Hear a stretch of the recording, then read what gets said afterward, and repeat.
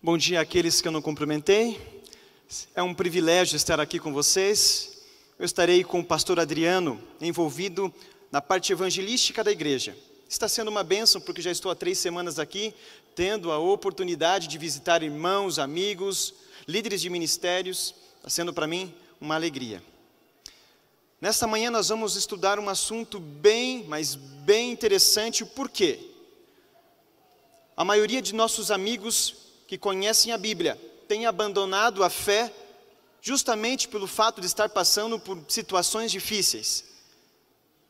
E olha, a quantidade de pessoas que eu já visitei, a maioria que já se afastou da fé, saíram por problemas pessoais, por provações, dificuldades, tribulações da vida, e não entenderam os planos de Deus na vida dela.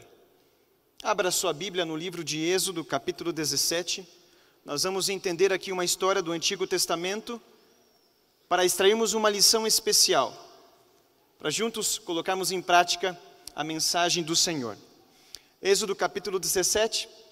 Eu sempre costumo, antes de ler a Bíblia, fazer uma oração, como eu já orei. Vou contar uma experiência para você enquanto você procura aqui. A minha filha sempre gosta que eu conte essa experiência, porque eu era uma criança igual ela, e essa experiência foi inesquecível para mim. Eu estava em casa, olhando a minha mãe limpando a casa, e eu estava desejoso para jogar uma bola no quintal, jogar um futebol no quintal de casa. E a minha mãe estava um pouco mal-humorada naquele dia, porque toda vez que eu jogava bola no quintal, eu sujava a casa. E minha mãe era extremamente organizada. E o que aconteceu? Eu falei: mãe, eu posso jogar bola no quintal? E ela me respondeu: não, você não vai jogar hoje. Mas por quê? Porque o galo da vizinha está rodeando o nosso quintal e está atacando todos aqueles que estão ali próximo do quintal. Eu falei: mãe, mas eu tenho aqui alguns apetrechos, eu tenho minha caneleira, eu tenho minha chuteira, se ele vier eu vou atacar ele também. E minha mãe disse: filho, não. Esperei a minha mãe então terminar ali as suas atividades costumeiras, e ela foi então para o sofá descansar, assistir a sua novela mexicana. Minha mãe não frequentava nenhuma denominação, então eu aproveitei ali a minha mãe distraída, fui direto para o quarto, fechei a porta antes, e então tive uma ideia. Crianças, não façam isso. Abri a janela do quarto, pulei a janela e fui em direção ao quintal para jogar um futebol. Minha mãe estava tão concentrada que ela nem percebia que o filho dela não estava mais em casa, mas sim no quintal. E então, o que eu fiz? Comecei a jogar o futebol, comecei a narrar. Ao mesmo tempo que eu era o Ronaldinho, também era do Galvão Bueno, eu conseguia jogar e narrar o jogo ao mesmo tempo. De repente, senti algo por trás. Alguém cometeu uma falta. Quando eu olho para trás, adivinhe, era o galo, um gigante galo. Parecia um touro, de tão brabo que estava. Fiquei desesperado, corria em volta da casa gritando: mãe, por favor, socorro, o galo está atrás de mim, desesperado. Quando dava uma volta, o galo dava 2, e tão rápido que ele era. E então, amigos, a minha mãe abre a porta da cozinha e adivinhe, ela me socorre. A minha mãe foi a solução no momento difícil da minha vida naquele momento. Minha mãe então coloca o seu filho para dentro de casa, fecha a porta para que o galo não entrasse. E eu então agradeci minha mãe, e minha mãe, indignada com toda a situação, ela disse: muito bom, hein, seu David, muito bom. Vai ter consequências disso. Minha mãe tinha o costume de plantar espada de São Jorge ao redor da casa. Era o costume dela, era a forma de disciplinar o filho, né? Sabe o que é a espada de São Jorge? Vocês sabem? É aquela planta grande. Minha mãe plantava, cortava, e ela então me disciplinava. E eu apanhei da minha mãe naquele dia e aprendi as consequências da desobediência. Sabe, a Bíblia também relata um povo difícil de lidar. Um povo que teve que entender o amor de Cristo, compreender os planos de Deus para a vida deles, através de algumas provações. E Deus permitiu as provações na vida deste povo, para que eles pudessem ter uma fé alicerçada. Vamos abrir a Bíblia, Êxodo capítulo 17. Vamos orar? Vamos orar? Não me sinto à vontade se eu não orar. Feche os olhos. pela segunda vez, Senhor, nós estamos em Sua presença agora, através da oração. E por favor, nos dê discernimento mais uma vez, a ponto de compreendermos o Seu texto bíblico e colocarmos em prática. Estudaremos nesta manhã várias passagens da Bíblia e precisamos entender elas. Por favor, Espírito Santo, nós imploramos ao Senhor em nome de Jesus. Amém. Diz assim então Êxodo capítulo 17, a partir do verso 1 até o 7. Tendo partido toda a congregação dos filhos de Israel do deserto de Sim, a palavra Sim no original significa espinhos e barro.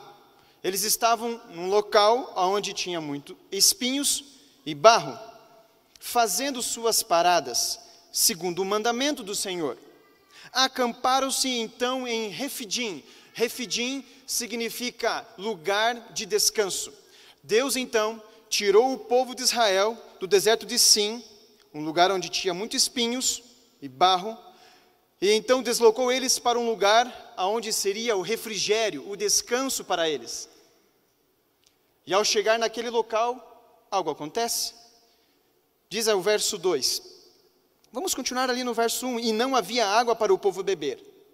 Agora olha o verso 2. Contendeu, pois, o povo com Moisés e disse: Moisés, dá-nos água para beber. Respondeu Moisés: por que contendeis comigo? Por que tentais ao Senhor? O povo não estava compreendendo. Como assim? Saímos de um lugar onde tinha espinhos e era barroso.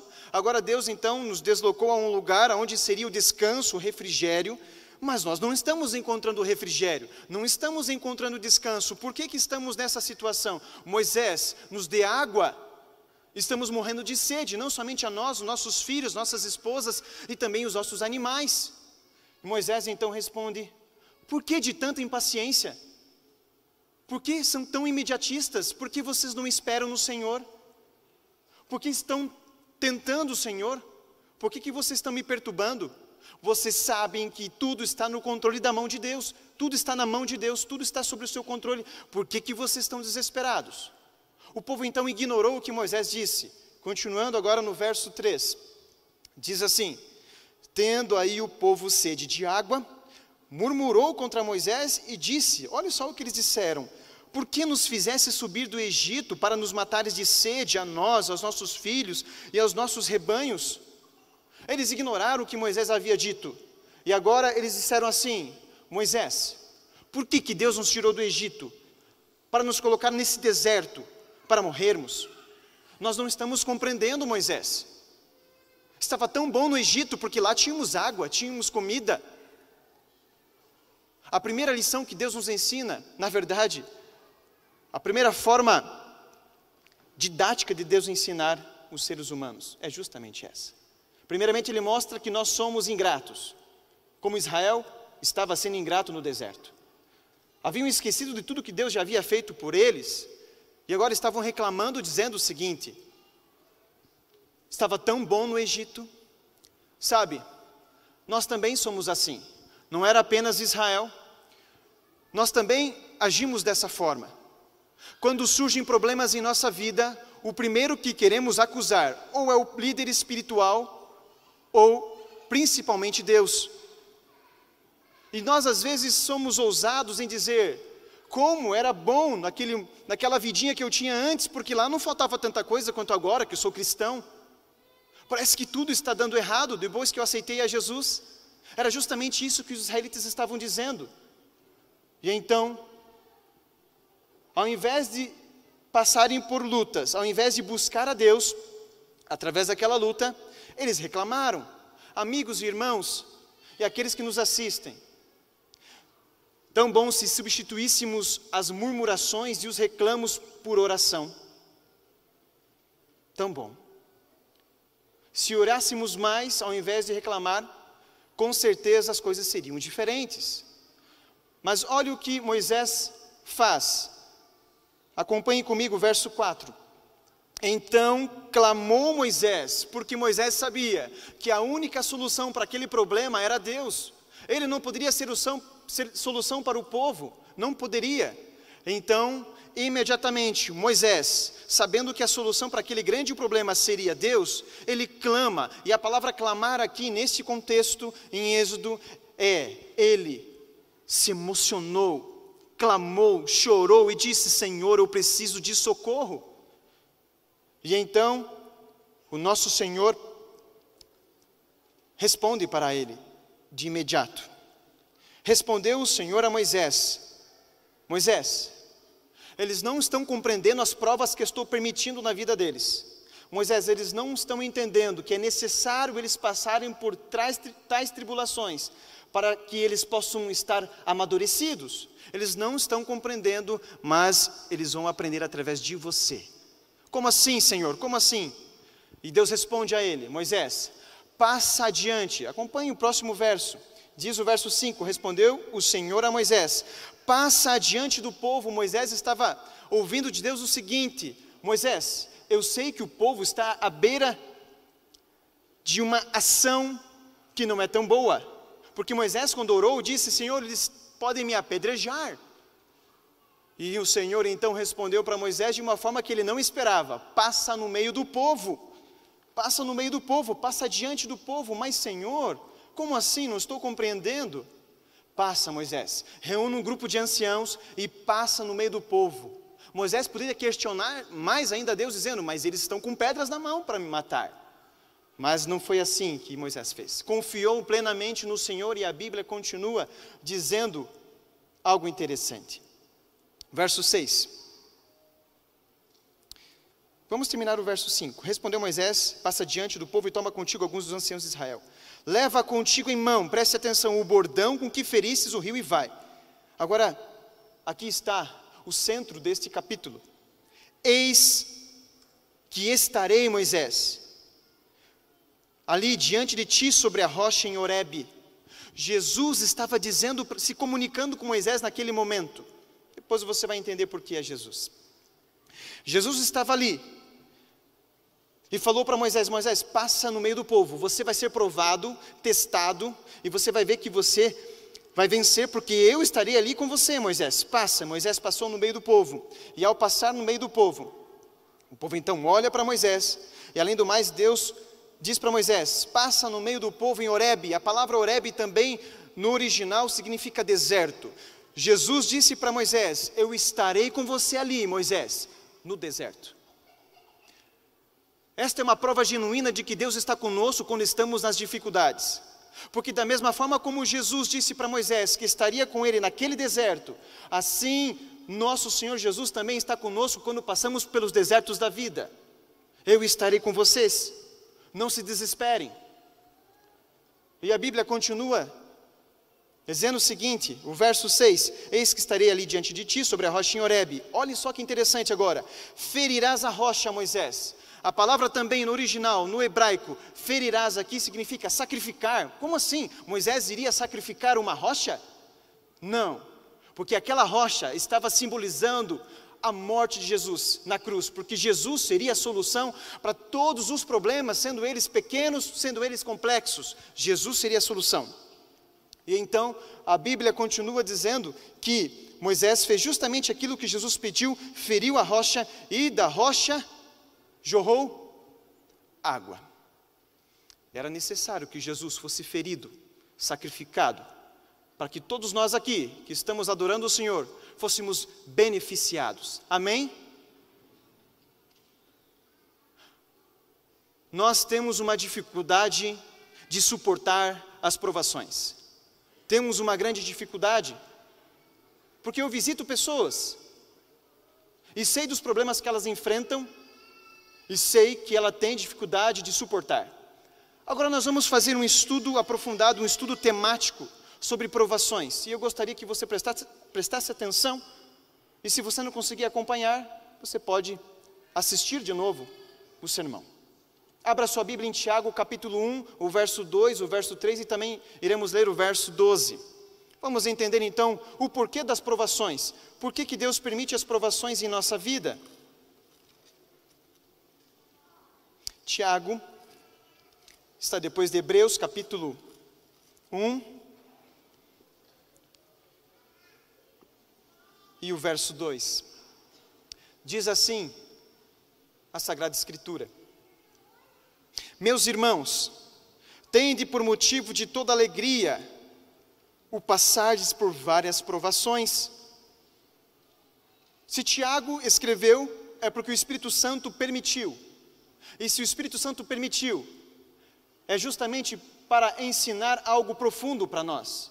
Quando passarmos por provações, tribulações, tende motivo de alegria, porque alguma coisa o nosso Senhor Jesus Cristo quer nos ensinar. Alguma coisa. Ele tem um propósito. Tem um propósito. O verso 2, verso 3. Sabendo que a aprovação da vossa fé, uma vez confirmada, produz perseverança, ora, a perseverança deve ter ação completa, para que sejais perfeitos e íntegros e nada deficientes. O verso 12. Feliz o homem, ou bem-aventurado, o homem que suporta com perseverança a provação. Se isso está na Bíblia, é porque precisamos compreender. E se você está aqui nesta manhã, você vai compreender. O nosso Deus nos orienta a entendermos as provações e suportar as provações, porque ela produz a perseverança. Não foi à toa que ele disse em Mateus capítulo 24, verso 13, a seguinte frase, o seguinte verso. Vocês sabem qual é o verso? Aquele que perseverar até o fim, será salvo. Se ele disse esse verso, é porque ele sabia que passariam por provações, e ele já adiantou. Se você suportar, não há dúvida que será salvo. Mas as pessoas não entendem o porquê das provações, das dificuldades. E o apóstolo Paulo então continua dizendo na segunda carta de Coríntios, capítulo 12, o verso 9 e o verso 10. Vamos lá, eu falei que você vai abrir bastante a Bíblia nesta manhã. Segunda carta de Coríntios, capítulo 12, vamos entender então, se é tão importante passar por provações, por que delas? Por que as dificuldades são reais em nossa vida? Por que Deus permite? Qual a razão? Qual o motivo? Segunda carta de Coríntios, capítulo 12,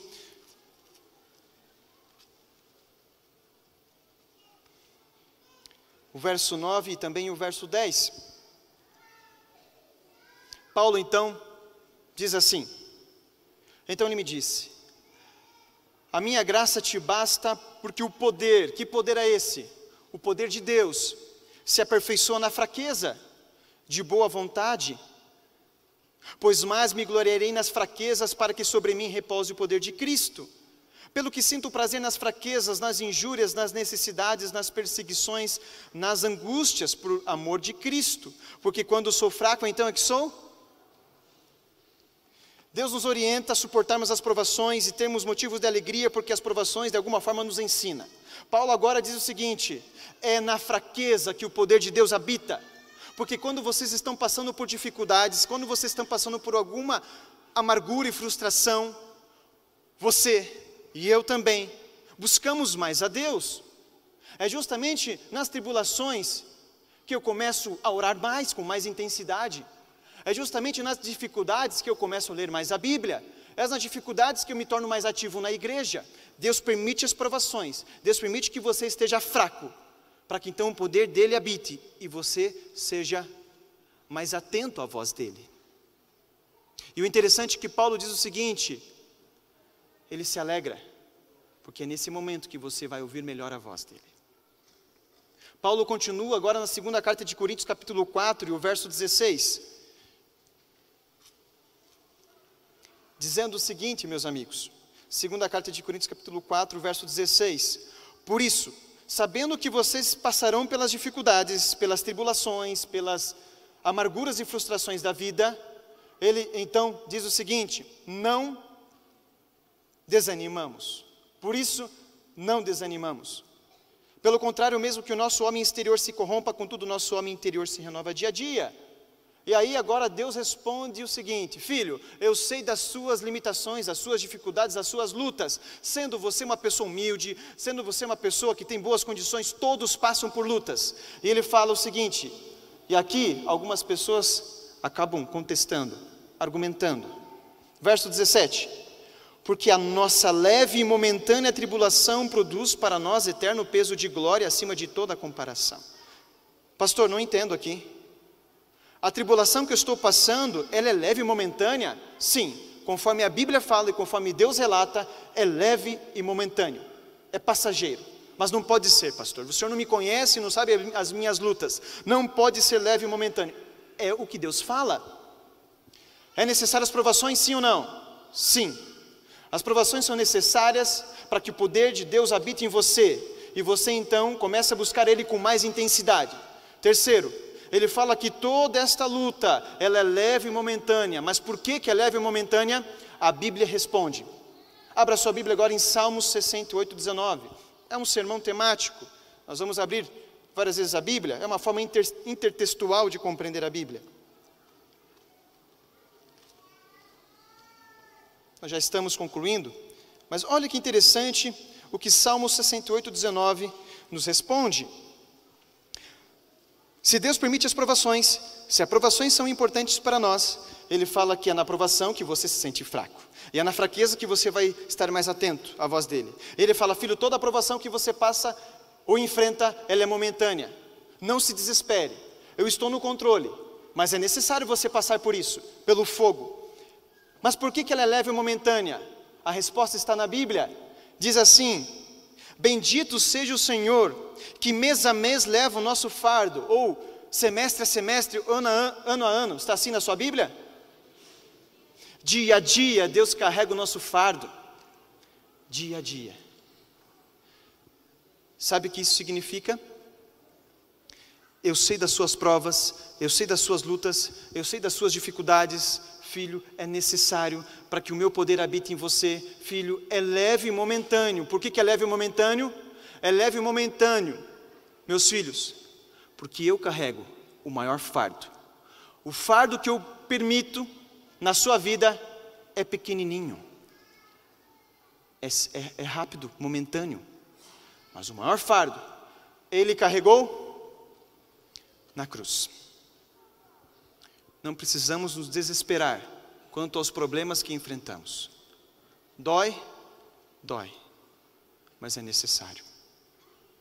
É necessário.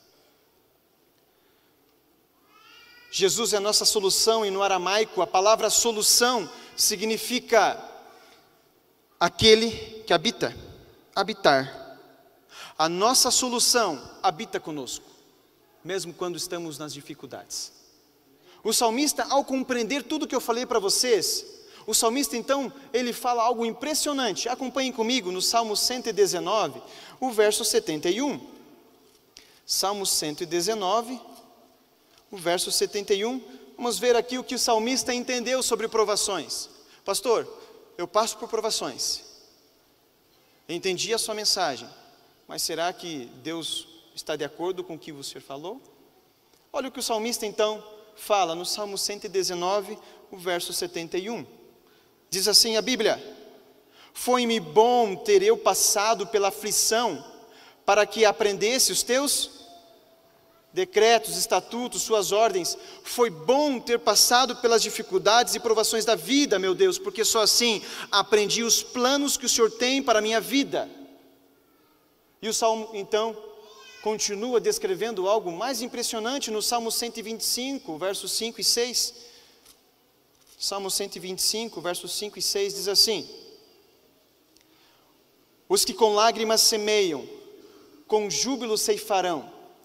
Quem sai andando e chorando enquanto semeia, voltará com júbilo trazendo os seus feixes.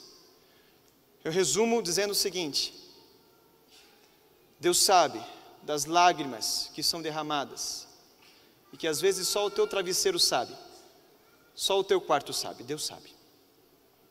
Ele fala: filho, eu sei que você tem derramado lágrimas através das provações que eu tenho permitido, mas a garantia que eu dou a vocês é: tudo vai passar. Amém? Tudo vai passar. Por isso que Ele prometeu que virá. Isaías 25, verso 8 fala o seguinte: não precisam, vocês vão confiar em mim? Diz assim: e Deus enxugará das lágrimas dos olhos, as lágrimas dos olhos de todos. Apocalipse 7,17 também fala: e Deus enxugará as lágrimas de todos. Apocalipse 21, verso 4 diz: e Deus enxugará dos nossos olhos toda lágrima. Ele promete e vai cumprir. Mas nós precisamos entender aqui o que Israel não entendeu. Lamentação capítulo 3, verso 25 e verso 26 fala assim: espera no Senhor, em silêncio espera, porque Ele está no controle de sua vida. Pastor, eu já sabia dessa mensagem, já ouvi várias vezes, mas ela precisa ser repetida várias vezes, porque as pessoas estão perdendo o foco no céu, estão perdendo a esperança, porque muitos problemas estão surgindo, estão se afastando de Deus, porque acabam pensando: Deus não está comigo, porque Deus não está me enxergando, porque Deus não está comigo, não está habitando comigo, porque eu estou frequentando a igreja, estou lendo a Bíblia, estou orando, mas os problemas só estão aumentando. Mas Deus nos dá uma promessa: eu estou com vocês, eu estou com vocês. Ele é a solução, amigos. Estamos tentando buscar soluções de várias formas, em todos os lugares, mas ainda Jesus continua sendo a solução para a nossa vida. Continua sendo a solução. Quando eu leio a Bíblia, quando eu leio o Antigo Testamento, eu encontro Jesus ali presente. Quando eu leio o Novo Testamento, eu encontro Jesus. E quando eu vejo a vida de cada um aqui, também encontro Jesus atuando. Ele não está morto, está ativo diariamente. Só que o pecado faz com que a gente não consiga enxergar. E além do mais, quando você lê a Bíblia, você encontra algo fantástico. E aqui, amigos, eu quero concluir com 2 questões.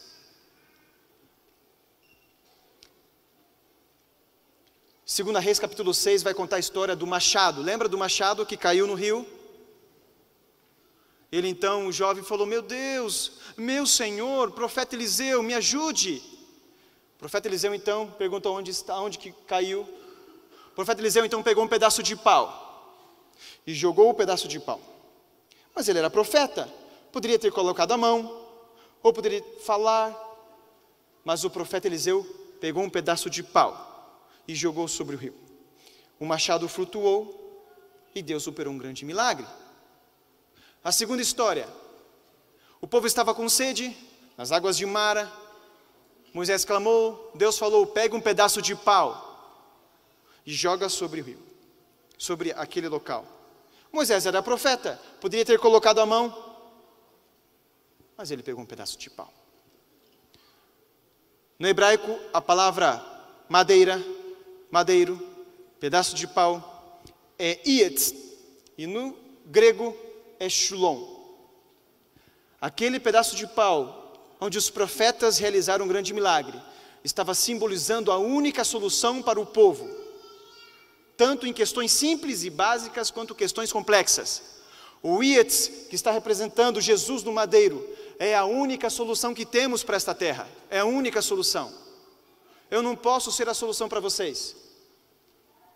O pastor Flores não pode ser a solução para vocês. O pastor Adriano, o pastor Daniel e outros pastores não podem, não conseguem ser a solução. Somos apenas uma ferramenta. Mas Jesus é a nossa solução.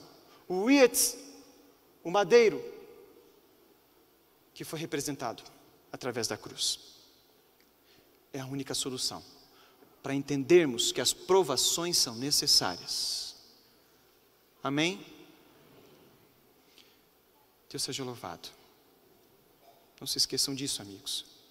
Se vier um problema, se ajoelhem, busque a Deus como Moisés buscou e não se desesperou quando surgiu provação. Eu estava brincando com a minha irmã. Eu vou colocar a foto dela aqui para vocês. Vocês querem conhecer a minha irmãzinha? Isso alguns anos atrás. Essa é a minha irmã. Eu estava brincando de bola com a minha irmã, mas não era essa bola aqui não. Era um ursinho de pelúcia que havia sobrado ali. Cabeça do ursinho de pelúcia. E estávamos brincando de bola ali, conversando e brincando. Eu tinha 12 anos, a minha irmã tinha 6 anos. E de repente eu, como criança e adolescente, comecei a ouvir um barulho na sala. Meu pai e minha mãe estavam discutindo. Fui então em direção à sala e perguntei: mãe, o que está acontecendo? O que vocês estão brigando? A minha mãe disse assim: não interessa, é coisa de adulto. Os pais fazem assim conosco, né? Com as crianças. Eu então disse para minha mãe: mas eu quero saber, eu sou filho de vocês. A minha mãe disse assim: você quer saber, filho? Então vem aqui. Vem aqui.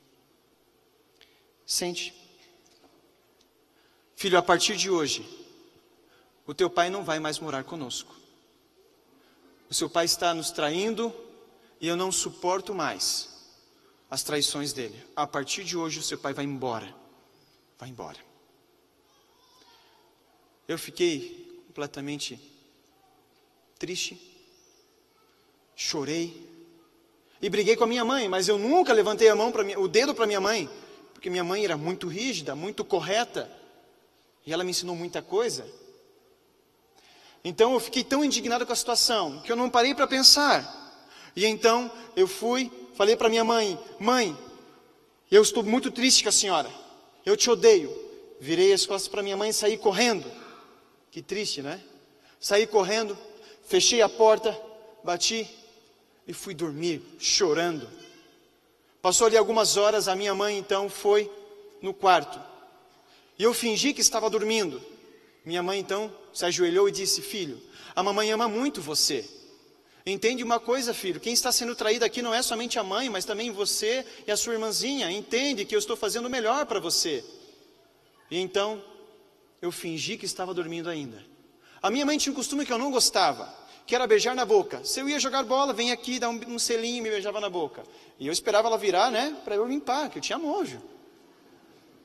E minha mãe naquela noite, ela fez justamente isso comigo. Fingi que estava dormindo, ela virou o meu rosto e me deu um beijo. E eu não gostei. Então ela saiu. E o que aconteceu? No dia seguinte, na verdade naquele momento, quando a minha mãe me deu um beijo, foi a última vez que eu vi minha mãe. Porque no dia seguinte o meu pai assassinou a minha mãe. Deu 5 tiros na minha mãe. No trabalho dela. Eu não tive mais a oportunidade de dizer para minha mãe que eu amava ela. Foi o último momento que eu tive naquele momento, naquela situação. Não tive mais a oportunidade de dizer para minha mãe: mãe, não importa as circunstâncias da vida, eu amo você. Mas eu não disse isso para ela. Jovens, adultos e crianças, valorizem os pais de vocês, porque pode ser que o amanhã não venha. E eu não tive essa oportunidade. Quão bom se eu tivesse, eu sei que terei essa oportunidade, porque em breve a minha mãe vai ressuscitar dentre os mortos. E Jesus então reunirá a família e todos irão louvar ao Senhor Deus nos céus e adorar a única solução para nós. Minha mãe faleceu com 32 anos de idade. Quando o caixão chegou, eu fiquei tão desesperado que eu me joguei em cima do caixão, beijava a minha mãe na boca sem parar, e as pessoas constrangidas me tiraram dali com força, e eu gritando, dizendo: eu não quero, e ninguém entendia o meu sofrimento, a minha dor, porque eu precisava pedir perdão para minha mãe, mas ela não ouvia mais. E então sofremos, eu com 12 anos de idade, a minha irmã com 6 anos de idade. Moramos um tempo com meus tios, depois a gente foi morar com os nossos avós. Muito sofrimento para colocar o meu pai na cadeia. 4 anos ali, tentando colocar o meu pai na cadeia, e não conseguimos. Chorávamos, sentimos falta da minha mãe, uma companheira, uma amiga, que sempre me beijava na boca para dizer: estou com você, meu filho, eu te amo, não importa o que você tenha passado. Eu fiquei tão triste com a situação, então falei para minha avó: eu vou embora. Minha avó não acreditou: eu vou embora, eu vou sair dessa cidade que não traz nada de bom para mim, só lembranças ruins. E eu então saí de casa, fugido, e vim morar aqui nas ruas de Curitiba. Passei muita necessidade. E um dia, para resumir toda essa história, um morador de rua disse para mim assim: jovem, saia daqui, porque você não tem cara de morador de rua, saia daqui. E eu fui então atrás de um lugar para morar, e achei um quartinho para eu morar. Morei ali num quartinho, e um dia eu estava tão depressivo, sentindo tanta falta da minha irmã, da minha mãe e de minha família, que eu então tomei uma decisão: vou acabar com o sofrimento da minha família. Eu sei onde que o meu pai está, eu vou matar o meu pai. Eu saí da Marechal Cândido Rondon, no Capão Raso, a 50 metros que eu saí do quartinho. Eu então ouvi um hino muito bonito, chamado Deus de Israel. Aquele hino tocou meu coração, e eu nunca fui evangélico e nunca gostei de frequentar a igreja, mas aquele hino tocou no meu coração, e eu entrei naquela igreja. E uma recepcionista disse assim: seja bem-vindo à casa de Deus. Eu disse para ela: se eu fosse um assassino, a senhora me trataria da mesma forma? Ela disse: Jesus tratou todos da mesma forma, por que eu vou tratar você diferente? E ela então me tratou com muito amor. Sentei no último banco da igreja, prestei atenção no culto, e o pastor Nadaline, alguém aqui conhece o pastor Nadaline? Tem alguém aqui parente dele? Ele está aqui presente, não está? Eu sei que ele frequenta essa igreja. Tem algum parente aqui nessa igreja do pastor Nadaline? Mas tem conhecidos. O pastor Nadaline estava pregando sobre o perdão, e eu disse comigo: esse cara não sabe o que está falando, não tem noção do sofrimento que eu estou passando. Eu nunca vou perdoar meu pai. E a frase que ele disse, e preste bem atenção, foi: o perdão não muda o passado, mas engrandece o futuro. O perdão não muda o passado, mas engrandece o futuro. Eu perguntei para aquela moça, recepcionista: moça, que igreja é esta aqui? Ela disse: aqui é a igreja adventista do sétimo dia. Fui muito bem acolhido, não fui matar o meu pai. Voltei para o quartinho e me ajoelhei e falei: Deus, se o Senhor existe, por favor, me ajude, Senhor. Eu dormi ajoelhado, com fome, e no dia seguinte acordei disposto.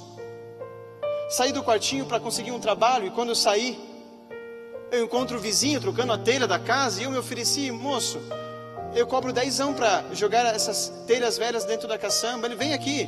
Me deu comida, e me deu um dinheirinho. Ele me pagou R$ 80, muito dinheiro para mim. Tirei a barriga da miséria. Fui no Big, na Marechal Cândido Rondon, ali perto. Comprei bolacha, salgadinho, coisa de jovem, né? Comi um monte. Eu falei: Deus existe, Ele está atendendo a minha necessidade. No sábado comecei para a igreja, e fui muito bem acolhido pela igreja, muito bem acolhido por uns jovens que me convidaram para jogar futebol. Joguei futebol com eles. Eram gêmeos, esses 2 jovens que me convidaram, o Gui e o Eduardo. E eu então, eles disseram assim: ó, depois do pôr do sol, nós vamos jogar um futebol na Bosch. Tô dentro. Onde você mora? Eu tinha vergonha de mostrar onde eu morava. Então tinha um sobrado na frente daquele senhor que estava trocando a telha. Eu falei: eu moro naquela casa lá. Nossa, mora bem, hein? Eu moro lá. Às 19 horas nós vamos passar na frente da sua casa. Eu falei: tudo bem. Eu duvidei, eu não acreditava mais em pessoas. Eu duvidei.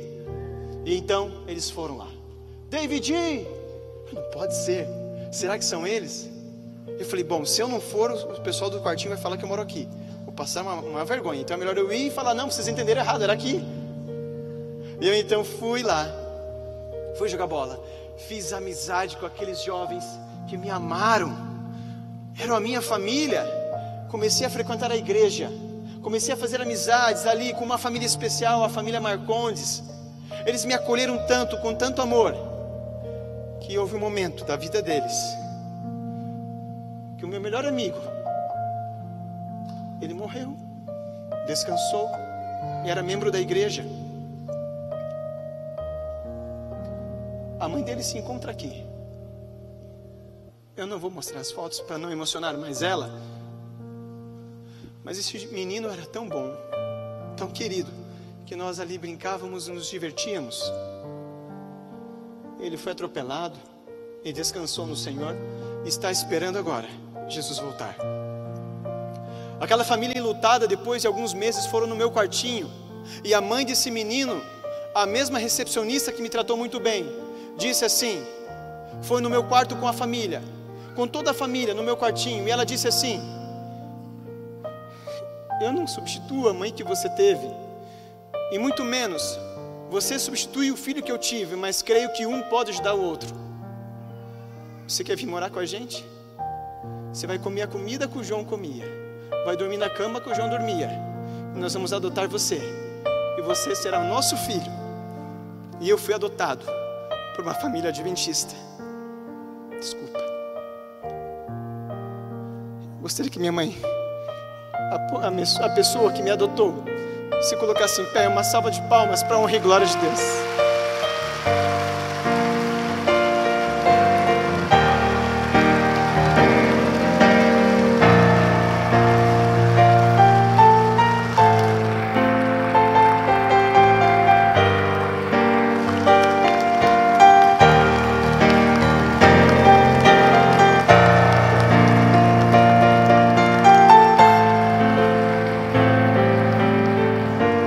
ela não esperava que o filho dela, adotivo, seria um pastor. Deus opera milagres, amigos, mas a história não acaba por aí. Eles me ensinaram o que é perdão, me ensinaram o que é a Bíblia. Fiz um estudo bíblico, concluí estudo bíblico e com 18 anos fui batizado. E ao ser batizado pelo pastor Nadaline, e ele não sabe dessa história, e possivelmente ele vai assistir. Amigos, com 19 eu noivei, e com 20 eu casei. Com 22 anos a minha filha nasceu, e minha esposa disse: amor, você precisa resolver um problema. Você precisa. Depois de 10 anos da morte da minha mãe, eu precisava perdoar o meu pai. E então, a minha esposa teve iniciativa de ligar para a assistente social do Piraquara. E depois de 10 anos, eu poder visitar o meu pai e perdoar o meu pai.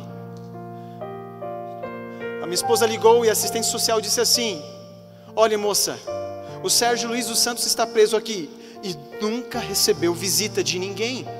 O filho dele vai visitar ele? Sim, o filho dele vai visitar. Fui no Piraquara, e ao chegar lá no Piraquara, multidões de pessoas estavam lá visitando os seus entes queridos.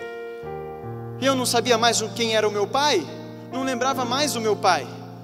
Mas o pai sempre lembra do filho. E ao chegar então no pátio de descanso, com diversas pessoas, eu ouço uma voz dizendo: meu Deus, eu sou indigno de receber o meu filho, o Senhor é o meu filho. E era o meu pai. Encontrei com meu pai, nos abraçamos, e eu perdoei o meu pai, e meu pai foi perdoado. Estudei a Bíblia com meu pai durante um bom tempo, e hoje meu pai é um servo de Deus e admirador da igreja adventista, amém? Meu pai entendeu que Jesus é a única solução que ele poderia ter, e foi definitivamente a solução. Essa é a minha história. Ele mudou a minha vida. O meu Deus, o nosso Deus, mudou a minha vida. Permitiu que eu passasse por muitas provações para que eu pudesse aqui estar. E além do mais, honrar através desse testemunho de que Ele é digno de toda adoração. E que precisamos, como servos de Deus, esperar no Senhor. Porque Ele enxugará dos nossos olhos toda lágrima. Tem enxugado nesta terra e continuará enxugando. Amém? Quantos aqui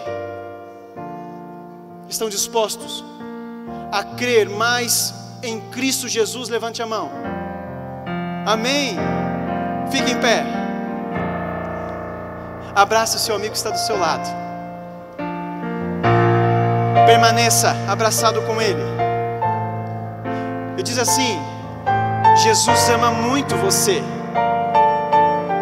Não importa as dificuldades, não importa as provações, Ele está do seu lado. Amém? Vamos fazer uma oração? Feche os olhos.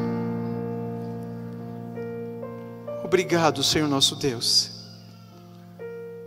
Muitas maravilhas o Senhor tem operado em nossa vida.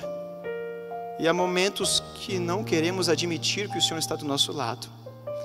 Porque às vezes as dificuldades conseguem nos cegar. Perdão, Senhor, por não acreditar em Ti. O mesmo Deus que operou grandes milagres no passado é o mesmo Deus que opera milagres no presente. Que o Seu nome seja honrado, que este servo aqui seja diminuído e o Senhor seja exaltado. Aqui está o Seu povo, Senhor, abraçado com seus amigos e irmãos, onde logo e em breve estarão reunidos no céu. Todos aqui passam por lutas e dificuldades, Senhor. Ajude eles a entender que as provações são necessárias e importantes. E ajude eles, Senhor, a não desistirem do plano magnífico que o Senhor tem para todos nós.